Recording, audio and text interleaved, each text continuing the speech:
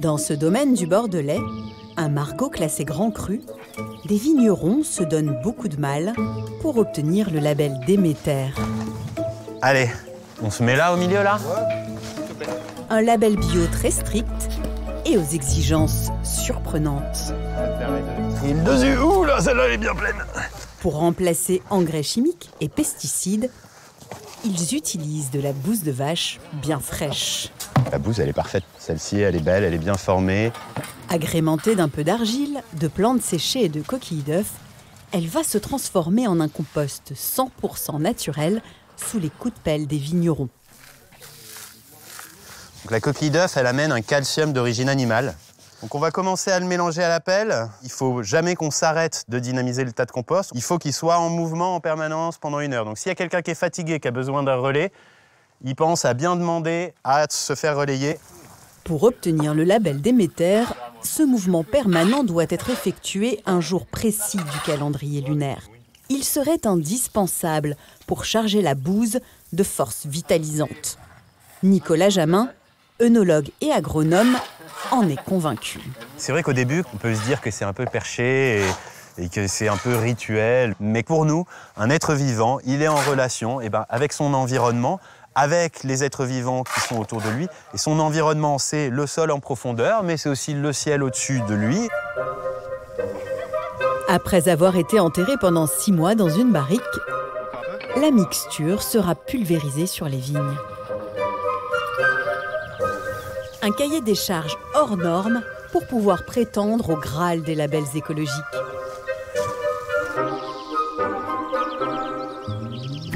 Mais a-t-on besoin d'aller si loin pour avoir la garantie de manger sain ? D'autres labels, plus terre-à-terre, existent.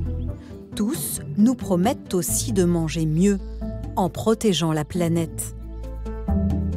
Des légumes aux poissons, en passant par les condiments, les labels écolos sont partout. Il en existe des dizaines. Difficile de s'y retrouver. Que garantissent-ils ? Comment sont-ils attribués ? Est-ce un argument marketing pour prendre toujours plus de consommateurs dans leur filet ? Nous avons enquêté sur ces labels écolos, des exploitations jusqu'à nos rayons, pour vous aider à y voir plus clair et peut-être plus vert.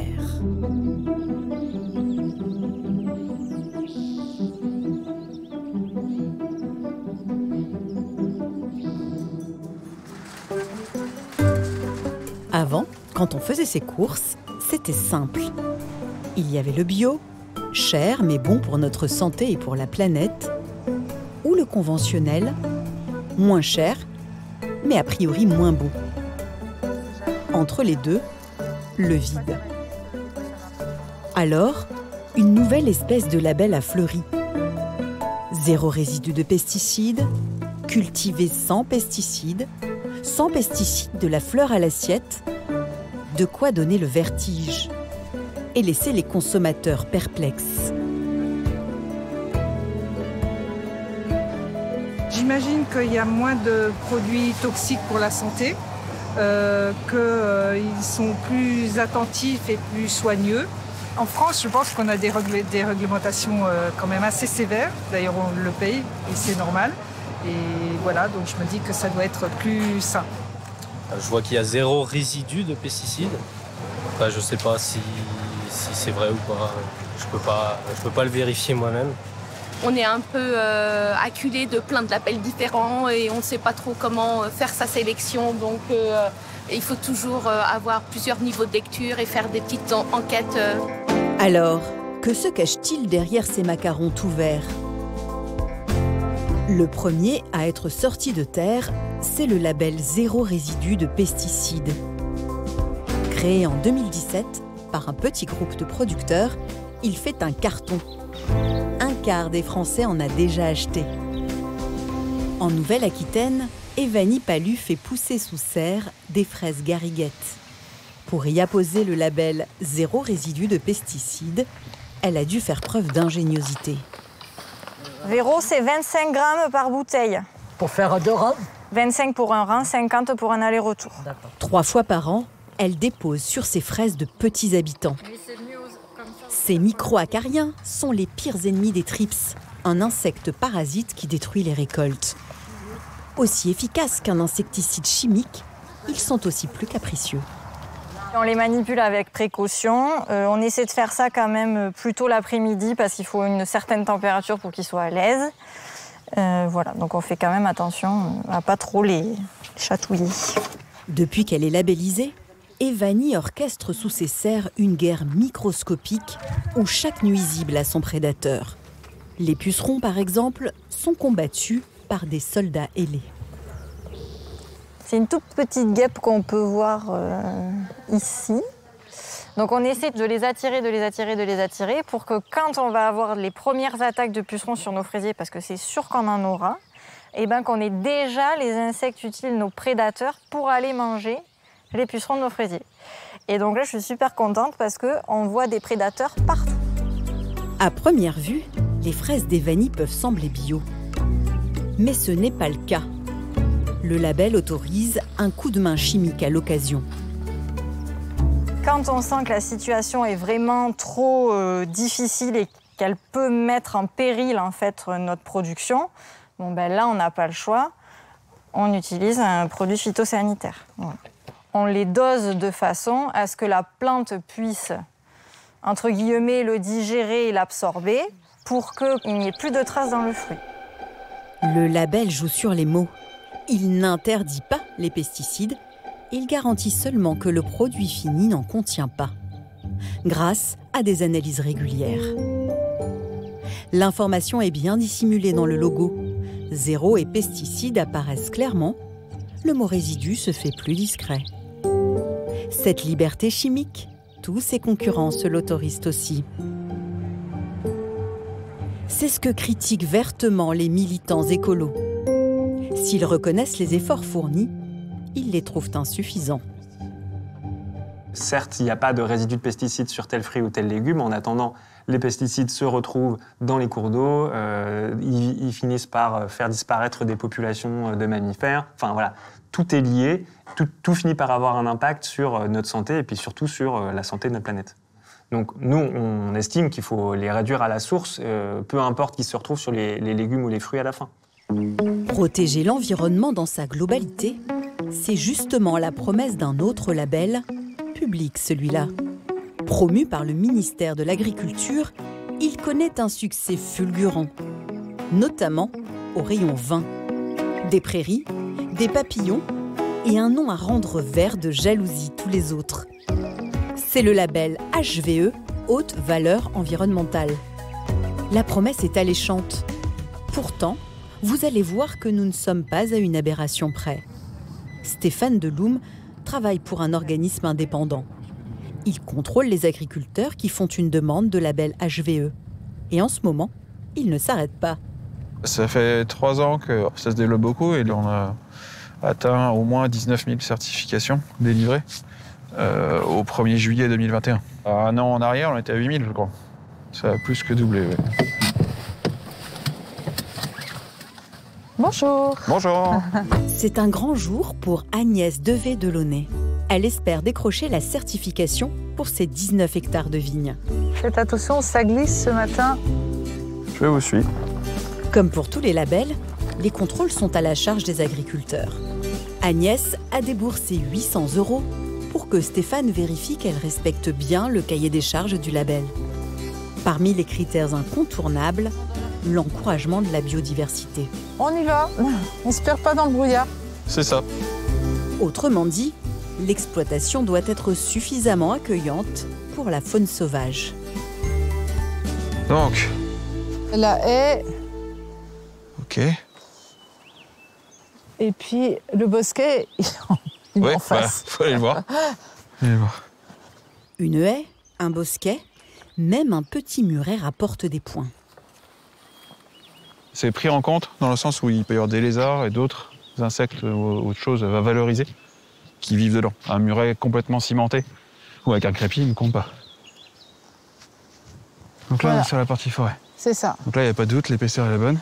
Oui. À tous les animaux qui vivent ici et qui peuvent avoir des effets bénéfiques sur la parcelle derrière, ou pas. Ça, on choisit pas. Des petits blaireaux qui viennent vendanger, on en voit tout le temps ici. C'est ça. Ou les sangliers aussi, c'est vrai. Aussi. Là, c'est une forêt naturelle. Et c'est vrai qu'on pourrait se dire, oh, ça fait de l'ombre sur ma vigne, je pourrais couper tout ça. Et puis non. Grâce notamment à son muret et à sa petite forêt, Agnès obtiendra la certification haute valeur environnementale. Mais malgré un nom et un logo qui évoquent le respect de la nature, la viticultrice a le droit de continuer à utiliser engrais chimiques et pesticides. Et du typhon, il en reste. Et là, il y a 20 litres. Ok. Voilà. Car la haute valeur environnementale autorise leur utilisation, y compris des plus dangereux. Protéger la biodiversité, mais autoriser les pesticides, cela paraît pour le moins incohérent. Le Bordelais concentre plus de la moitié des exploitations certifiées par le label HVE. Mais dans la région, de nombreuses voix s'élèvent. Déjà, je voudrais vous remercier à tous ceux qui ont fait le déplacement aujourd'hui, tous ceux qui sont venus parfois de très très loin. Bravo. Valérie Murat est une militante anti-pesticides.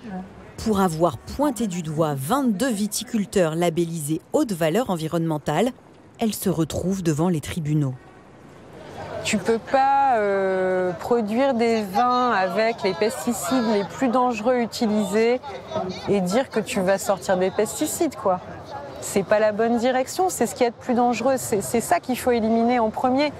L'année dernière, Valérie a fait analyser leurs vins estampillés HVE. Tous contenaient plusieurs résidus de pesticides. Pour avoir publié les résultats et le nom des châteaux, elle a été condamnée à 125 000 € d'amende pour dénigrement, du jamais vu dans ce type d'affaires. La réalité de ce label HVE, il faut pouvoir en débattre. Il faut pouvoir en débattre de manière scientifique. Il faut pouvoir dire même, et c'est la Convention européenne des droits de l'homme qui le dit, dire des mots qui choquent, dire des mots qui heurtent, et pas seulement être dans un débat apaisé, bien à l'abri derrière son château. C'est ce qu'avait fait Valérie Murat. Une bataille inégale, car les viticulteurs sont soutenus par un puissant lobby. Mais Valérie n'est pas du genre à abandonner. Elle lutte contre les ravages des pesticides depuis plus de 10 ans. C'est le dossier interdit. Selon elle, le label HVE est une imposture.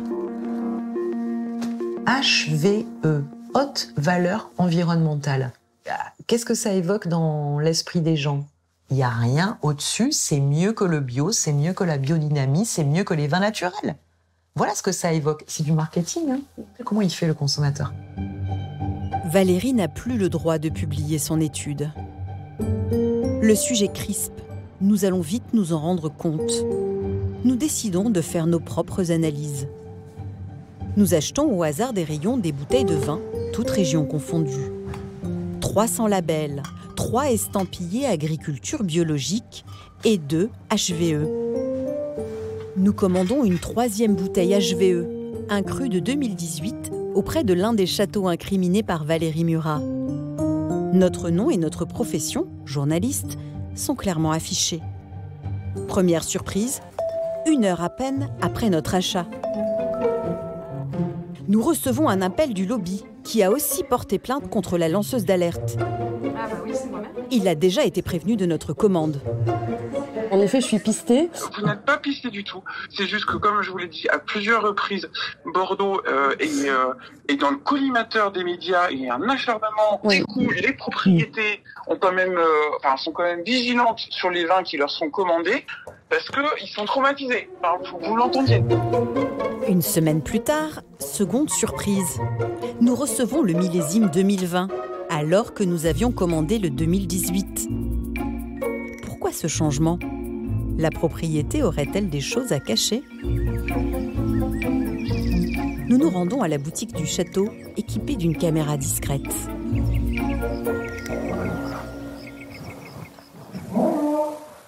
On a envie d'acheter du vin. Non. Vous avez beaucoup de 2018. On a quasiment que de 2018. Bonne nouvelle, le millésime que nous cherchions est loin d'être épuisé. La vendeuse nous rassure même sur sa qualité. Maintenant, on est à niveau 3, valeur environnementale. Le niveau 3, c'est le niveau le plus élevé. Ça veut dire qu'on limite les intrants sur la vigne, sur nos vins. Bon, merci beaucoup. Merci à vous. Bonne journée. Au revoir. Notre échantillon complet, nous envoyons les bouteilles à un laboratoire d'analyse. Les résultats vont vous laisser perplexe. Sur les bouteilles de vin bio, aucun résidu de pesticides. Les 100 labels en contiennent 5 en moyenne, toujours dans les limites autorisées. Jusque-là, rien d'étonnant. Mais les labellisés haute valeur environnementale sont les plus mauvais élèves. 6 substances actives en moyenne. La bouteille de 2018 que le château ne voulait pas nous vendre par Internet remporte la palme. Avec une petite surprise. Xavier Coumoul, toxicologue, nous traduit les résultats. On dénombre pas moins de 9 pesticides, donc la plupart d'entre eux sont des anti-mildiou, anti-botrytis, qui sont tout à fait légitimes à utiliser sur la culture de la vigne, qui est très impactée par les moisissures. Mais on a aussi, effectivement, tout en bas, le thiaméthoxam, et c'est un néonicotinoïde. Ce type de produit, insecticide, a été très fortement associé à la diminution, par exemple, des populations d'abeilles. Non seulement le label HVE n'interdit pas les pesticides, mais en plus, il n'est d'aucun secours pour l'environnement. Un secret bien gardé par les pouvoirs publics. Dans un rapport confidentiel remis au gouvernement fin 2020, que nous nous sommes procurés, les experts officiels de la biodiversité dénoncent le label HVE. Cette certification ne devrait pouvoir être prise en compte sans tromperie du consommateur qu'à la condition d'une révision profonde des critères d'éligibilité. Mais alors, comment expliquer son succès grandissant et la promotion sans faille que lui assure l'État ? À Pomerol, Dominique Técher, un vigneron qui ne produit que du bio, a sa petite idée sur la question. Ça, c'est du trèfle blanc, voilà. Et voilà. Et ça, c'est de la vesse. Ça va aider la vigne à pousser. Et il y a des plantes qui poussent spontanément et qui reflètent cette biodiversité, quoi. Une nature sauvage qui demande beaucoup de travail. Contrairement à un vigneron labellisé HVE, les vignerons bio n'ont pas le droit aux pesticides. Autrement dit, ils prennent chaque année le risque de perdre leur récolte. Pour compenser, ils reçoivent des aides. Enfin ça, c'était avant. Un certain nombre d'aides à la bio, au maintien de l'agriculture biologique, ont été supprimées et ont été redirigées vers HVE. C'est un coup de poignard dans la bio. En vue de la future politique agricole commune, le gouvernement prévoit de retirer 2/3 des aides aux agriculteurs biologiques au profit, entre autres, des agriculteurs qui bénéficient du label HVE. Une décision purement électoraliste, selon Dominique. Par rapport aux interrogations de tout le monde, maintenant, de toute la société sur l'environnement, sur les pesticides, sur les cancers, etc., il faut avoir une réponse, même si elle est un peu factice. Et le gouvernement met en place un label que tout le monde peut avoir. Et on a l'impression de vivre une régression complète, là. Autant d'aides, mais moins de contraintes que l'agriculture bio. On comprend mieux le succès de la HVE. Un succès fulgurant. Créé en 2011, le nombre de certifications a stagné pendant près de 10 ans, pour soudain bondir, passant de 8 000 à près de 20 000 exploitations en un an. Une montée en puissance presque simultanée avec les négociations de la nouvelle politique agricole commune qui favorise la HVE. Hasard de calendrier, nous avons voulu poser la question au ministre de l'Agriculture, alors en poste. Mais alors là, je ne sais pas faire. On a un mandat impossible en ce moment. Je suis désolée, là je suis sur Pôle Mojo, donc j'ai pas les éléments sous les yeux et j'ai pas l'agenda, je suis pas au bureau. Pendant plusieurs semaines, je peux pas répondre, enfin, j'ai personne pour répondre. Nos demandes n'ont jamais abouti. Et là, je vais pas y arriver. Le dossier est sensible. Donner autant de subventions au label bio qu'au label haute valeur environnementale, même la Commission européenne s'en inquiète.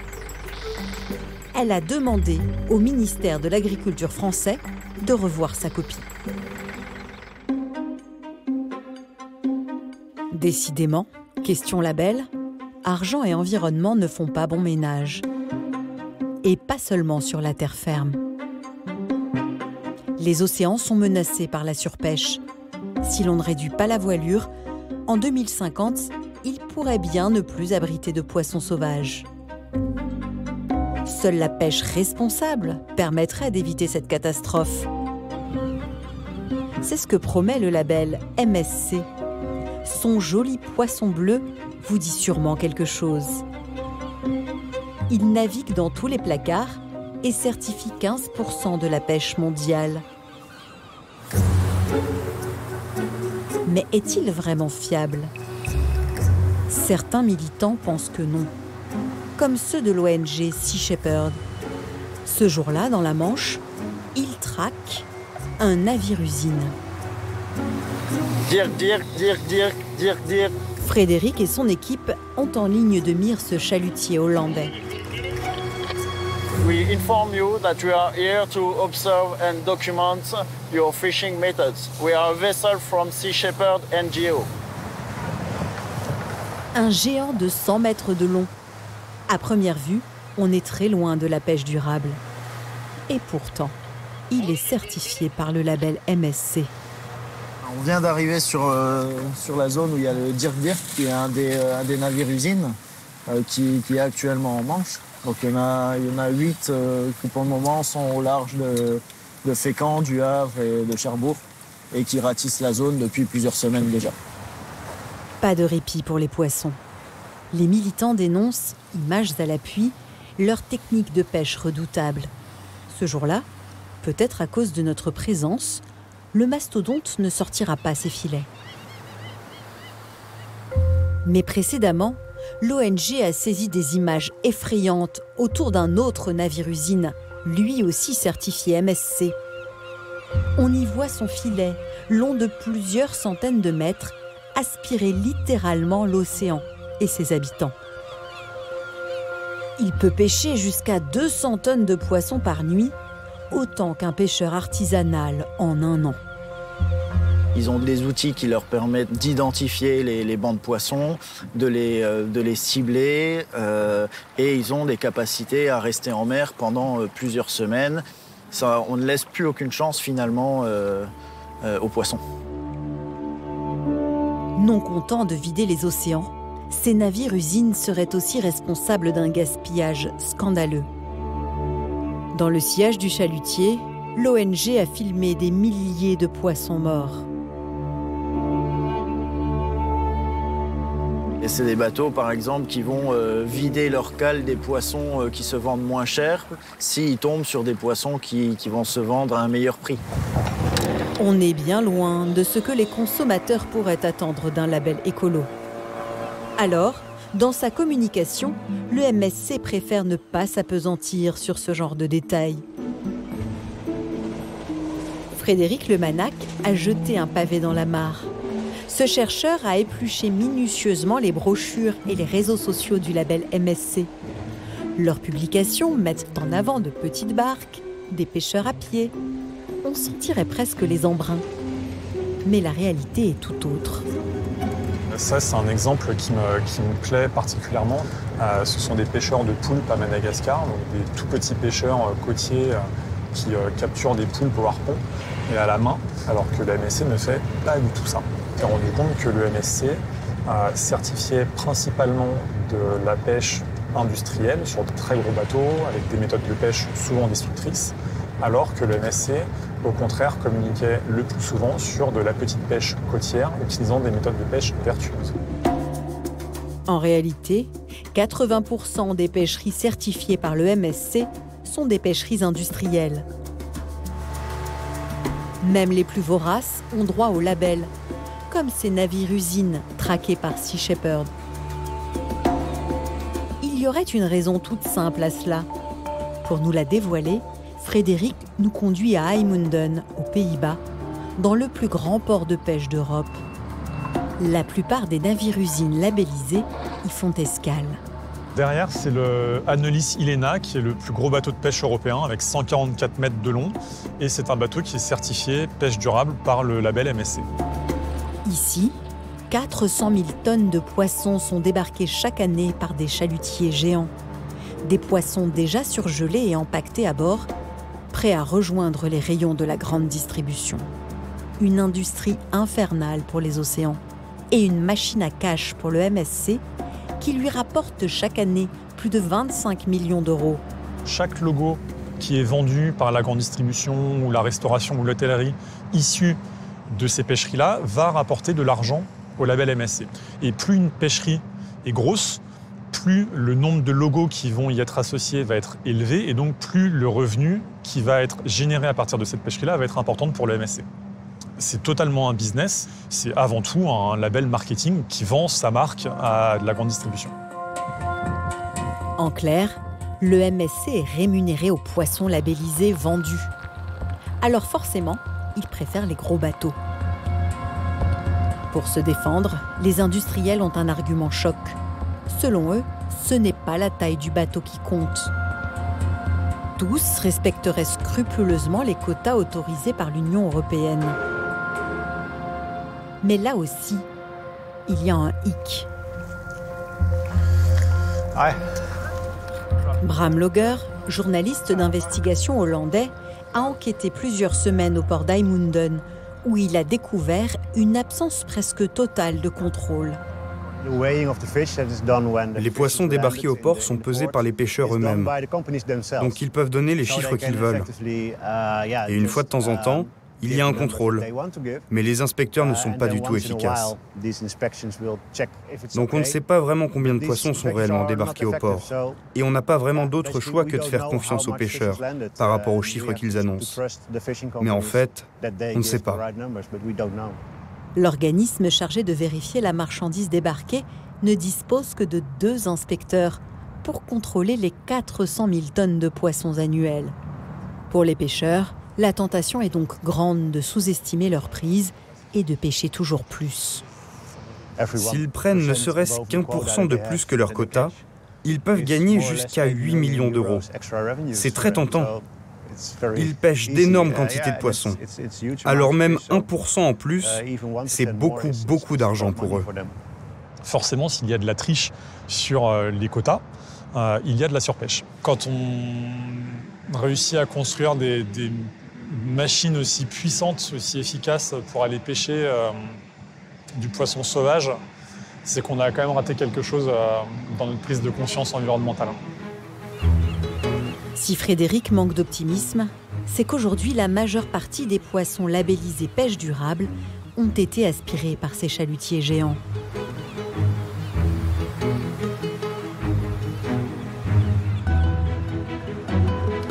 Alors, qu'en pensent les principaux intéressés ? Au siège français du label MSC, nous avons posé la question à sa directrice, Margot Favret. Je ne dis pas que le MSC c'est parfait, je pense que personne n'est parfait. Aucune initiative n'est parfaite, c'est d'ailleurs pour ça qu'on révise notre référentiel tous les 5 ans. Et donc là, justement, on est en train de les revoir et la barre va significativement monter sur certains critères. Mais oui, on dit haut et fort, on travaille aussi avec des pêcheurs industriels, on travaille aussi avec des pêcheurs intermédiaires. On travaille avec tout le monde. Pourquoi ? Parce que nous, on est convaincus que chacun a un rôle à jouer et que chacun peut faire des améliorations de ses pratiques. En tête de ces pratiques à améliorer, les méthodes de pêche admises par le label. Aujourd'hui, toutes sont autorisées, à l'exception de la pêche au poison ou à l'explosif. Mais la pêche à la drague ou au chalut de fond qui racle les sols marins ne pose aucun problème au label. Ça a forcément un impact négatif sur les écosystèmes. Alors ça dépend sur quel sol on opère. Effectivement, si on opère sur un sol avec énormément de biodiversité, ça peut avoir des dégâts mais immenses. Il y a des mesures de gestion maintenant et des mesures technologiques qui sont mises en place pour limiter et alléger les chaluts, par exemple. Ça peut être des gros boudins en caoutchouc pour leur permettre de sauter et d'être plutôt au ras de l'eau plutôt qu'au niveau du sol. Des allègements des panneaux de chalut, par exemple. Donc il y a énormément de choses qui peuvent être faites aussi pour minimiser les impacts. En attendant les améliorations de la pêche durable labellisée, la résistance des petits pêcheurs artisanaux s'organise. Au pied de la dune du Pilat, dans le bassin d'Arcachon, Délia Bernardi refuse d'être assimilée à ces gros navires-usines. Elle n'a jamais demandé le label MSC. Sur son petit bateau, pas d'aspirateur à poissons, mais beaucoup de patience. Alors là, c'est le fond. Là, c'est la surface. Et ce qu'on voit, ce sont des choses qui traînent dans l'eau. Nous, ce qu'on cherche, ce sont des taches qui sont au fond. Mais là, il n'y en a pas. Donc, on va essayer d'aller en chercher un peu. Délia pratique depuis toujours une pêche durable. Elle utilise un outil respectueux des fonds marins, le filet maillant. Un filet qui ne racle pas le fond et qu'elle laisse très peu de temps à l'eau. L'avantage de cette pêche extra rapide, quand le poisson est pris dans un filet, il y reste au maximum 30 minutes. Donc si on pêche du petit poisson, chose qui arrive, il ouvre la bouche en passant, il se prend dans les filets. Il est hors taille, on ne peut pas le vendre, il est trop petit, il ne s'est pas reproduit. On le démaille vite et hop, on le remet à l'eau. Il n'y a pas beaucoup de pêches qui permettent de faire ça. Il y a la pêche au loup, donc c'est cette technique-là, ça s'appelle. La pêche à la ligne, évidemment. La palangre. Mais bon, après, toutes les pêches où les filets restent à l'eau une nuit, bon, la plupart du temps, on remonte le poisson noyé. On vient fermer l'escargot.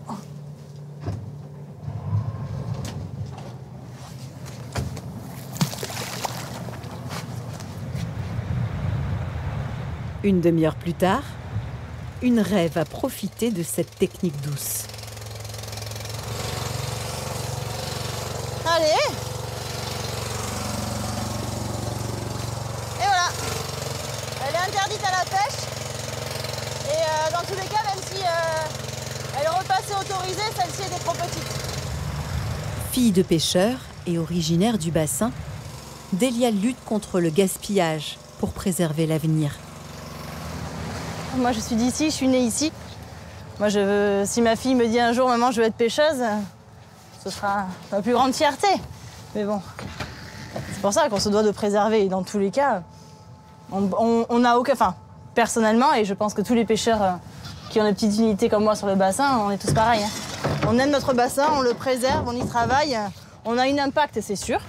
Mais l'idée, c'est de faire en sorte de conserver notre ressource tout en essayant de continuer à travailler correctement. C'est le hic. Au filet maillant, les pêches miraculeuses sont rares. 50 kilos en moyenne par jour. Enfin, quand le bassin est clément. Dorade marbrée. Ah, il n'y a pas eu beaucoup de poissons aujourd'hui. Mais bon, pas grave, on fera mieux la prochaine fois. Préserver la ressource, c'est bien. Mais que les pêcheurs comme Délia puissent en vivre, c'est mieux. Une entreprise en a fait sa philosophie. Il s'agit de Poiscaille, une plateforme qui vend en ligne des produits de la mer en circuit court. Ouais, salut Claire.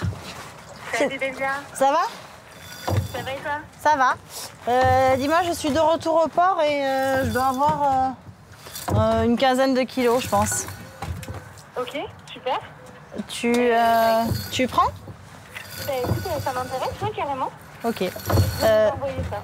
Écoute, je pèse, je finis de démailler, je pèse et puis je t'envoie le poids exact. Ok, très bien. Tu m'envoies déjà dès que je suis là. Super, merci Claire. Ça marche. Bonne journée, bye. Salut. Allez. Et voilà. Sitôt pêché, sitôt vendu. Délia leur vend son poisson entre 13 et 15 euros le kilo. Jusqu'à 6 fois plus qu'elle a crié. Ils nous achètent à un bon prix, pas pour qu'on devienne riche. Ils nous achètent à un bon prix pour qu'on pêche moins. Et ça fonctionne. Les 15 kilos de dorade marbrée de Délia seront livrés dès le lendemain dans toute la France. La plateforme est une petite révolution dans le monde du poisson. Avec elle, ce sont les clients qui s'adaptent à ce qu'offre la mer et non l'inverse. À Paris, Pauline profite de la fraîcheur marine toute l'année sans jamais mettre les pieds dans une poissonnerie. Le poisson est livré dans un point relais. Bonjour monsieur. Je viens récupérer mon colis Poiscaille, s'il vous plaît, au nom de Pauline.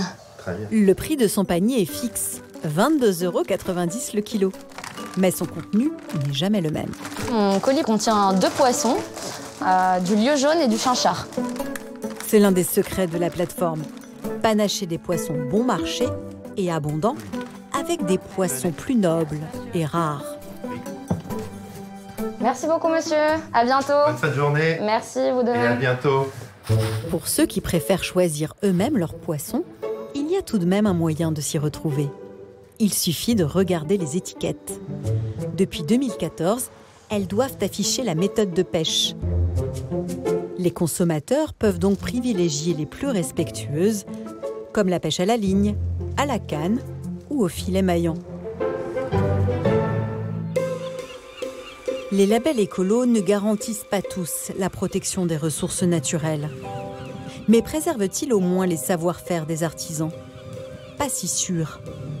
Sur la côte atlantique, la certification AB, pour agriculture biologique, fait souffler des vents contraires sur une activité millénaire. Le sel marin de Guérande serait aujourd'hui en danger. Christophe est l'un des rares artisans à vivre encore de cet or blanc. Je suis en train d'amener de l'eau sur la saline, elle manque un peu d'eau, donc je vais la noyer totalement d'eau salée. C'est pour éviter le gel. De l'eau de mer, du soleil, du vent et un savoir-faire. Voilà les seuls ingrédients des marais. Résultat, un sel 100% naturel, récolté seulement 30 jours par an. On peut le considérer comme bio, on respecte les saisons, on respecte le produit. Il n'y a pas d'ajout de produits chimiques, il n'y a pas de transformation qui dénature le produit en fait. Pourtant, jusqu'à présent, le sel ne pouvait pas être estampillé bio.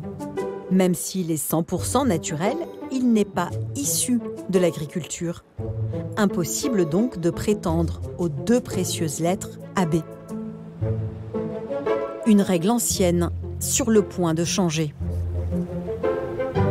Bruxelles veut écrire un règlement sur le sel bio, et qui nous convient actuellement. Ce projet de règlement ne nous convient pas. Non. Non, nous, on serait quand même éligible à ce bio, mais du coup, il y aurait aussi des industriels du sel. Et du coup, le consommateur, il va arriver dans le rayon du sel, il va voir les 2 sels avec le même label. Oh, bah allez, on va prendre le moins cher. Pourquoi je vais acheter plus cher? Dans le projet de Bruxelles, presque tous les sels récoltés de manière industrielle pourraient être labellisés bio, au même titre que celui de Christophe, peu importe la technique de production. Car le sel des marais ne représente qu'une partie de celui que l'on consomme. En Europe, la majorité provient des entrailles de la terre. Au nord de la Roumanie, la petite bourgade de Dej vit au rythme de la plus grande mine de sel du pays, exploitée depuis l'Antiquité. Un monde souterrain gigantesque, une ville sous la ville où l'on se déplace en bus. Aline Salatioan travaille ici depuis plus de 20 ans. Aujourd'hui, c'est lui le directeur. C'est un espace immense. C'est notre 2e maison. Nous prenons grand soin de cette mine de sel, qui est un véritable cadeau de la nature. Des kilomètres de galeries et du sel du sol au plafond. Il y a environ 10 millions d'années, il y avait ici une mer intérieure. Ces strates de sel se sont formées par l'évaporation naturelle de l'eau.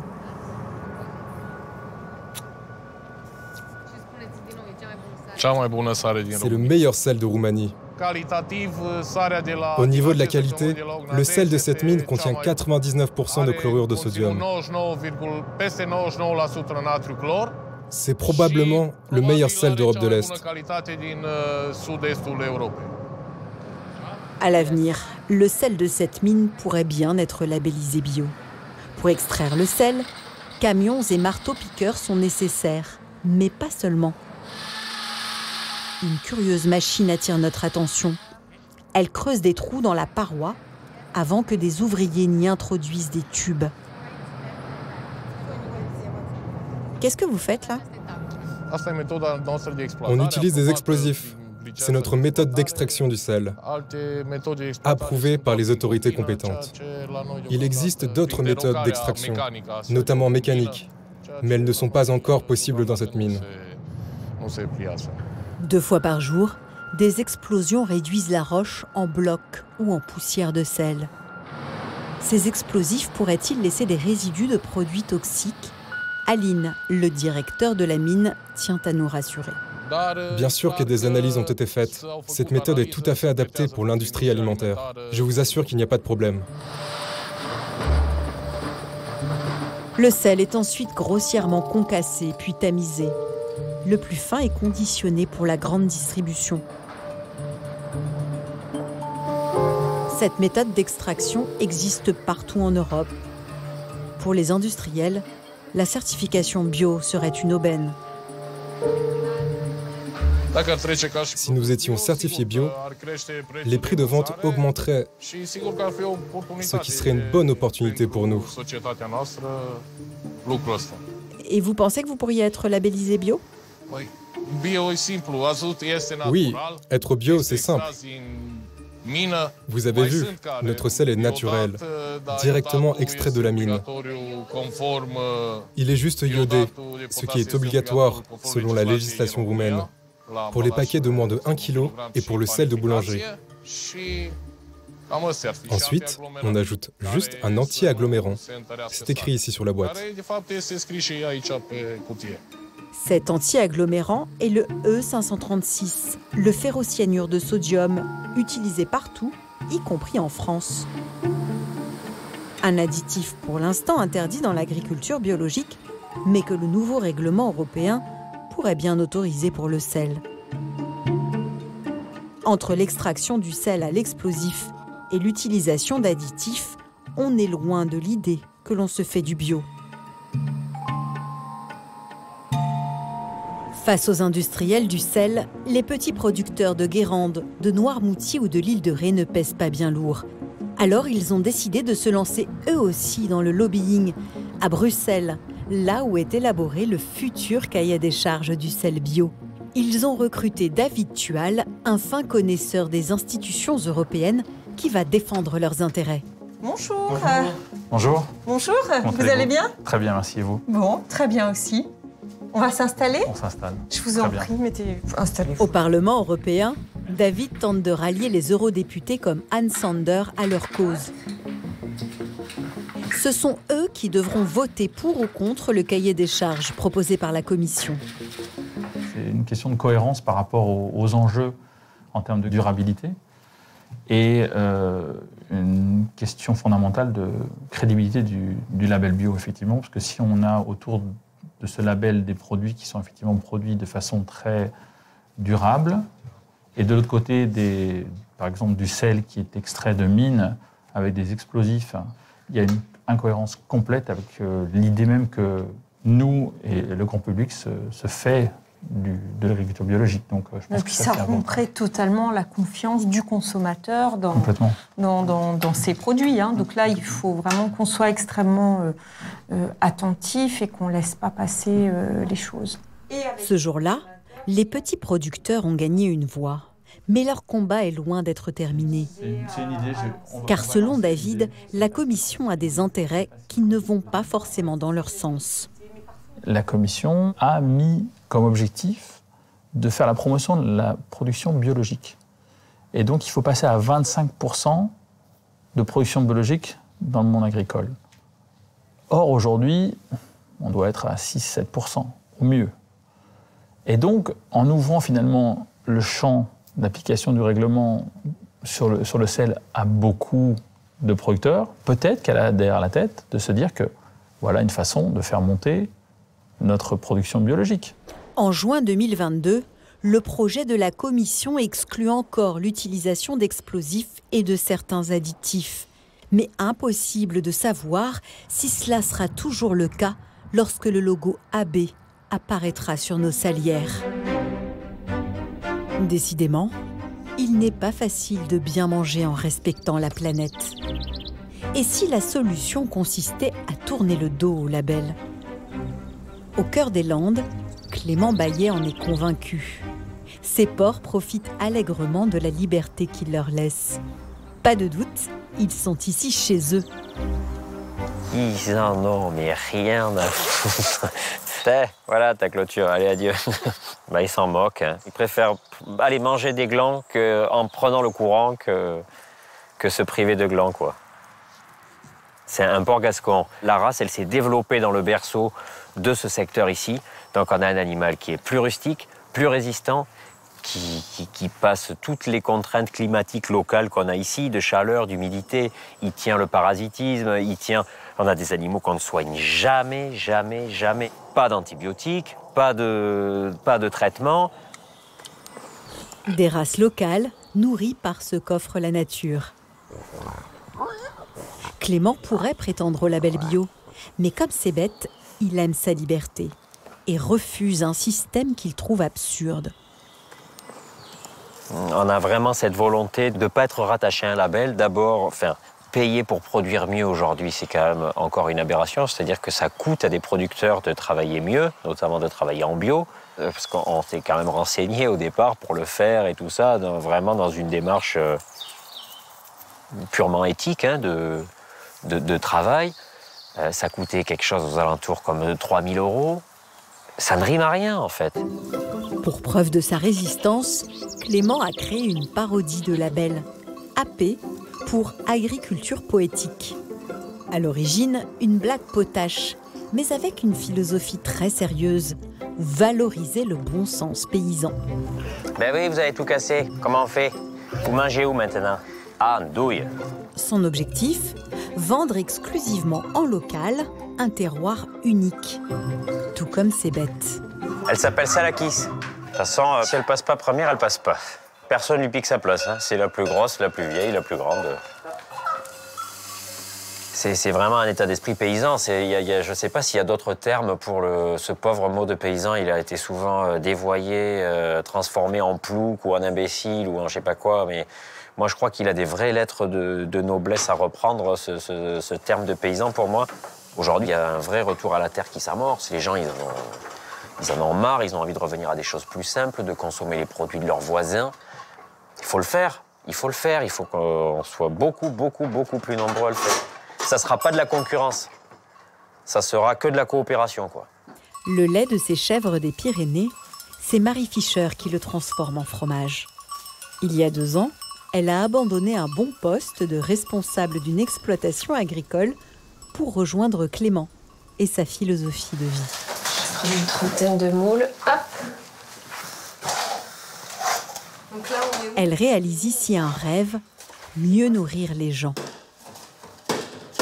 Un mois, il y avait des pommes, donc elle mangeait des pommes, en plus des noisettes, des châtaignes. On a vraiment un terroir à chêne ici. Donc elle mange énormément de glands et de petits arbres et de ronces. Ouais. Évidemment, la flore évolue au fur et à mesure. Donc ça apporte vraiment une diversité de goûts et vraiment le goût du terroir. Toute la fin de l'histoire, elle est là. Et après, quand on va aller le vendre aux gens, on pourra leur raconter tout ce qu'on a fait en amont et pourquoi on le fait comme ça. Sur tous les produits emballés, il y a une étiquette. Et là, il y a le petit logo de la paix dessus. C'est le petit nom pour dire agriculture poétique. Pour ne plus dépendre de la grande distribution et gagner leur vie, Clément et Marie ont créé leur propre magasin.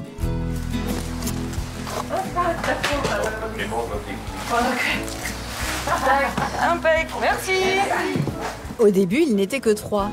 Mais au fil du temps, cette idée de sortir des carcans imposés par les labels a attiré d'autres producteurs.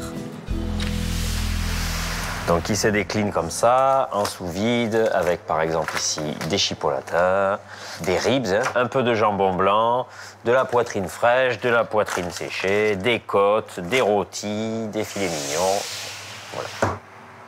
Et on a agrégé à nos produits aujourd'hui quasiment l'équivalent de 100 fermes locales, dans un périmètre qui va jusqu'à très grossièrement 150 km autour d'ici.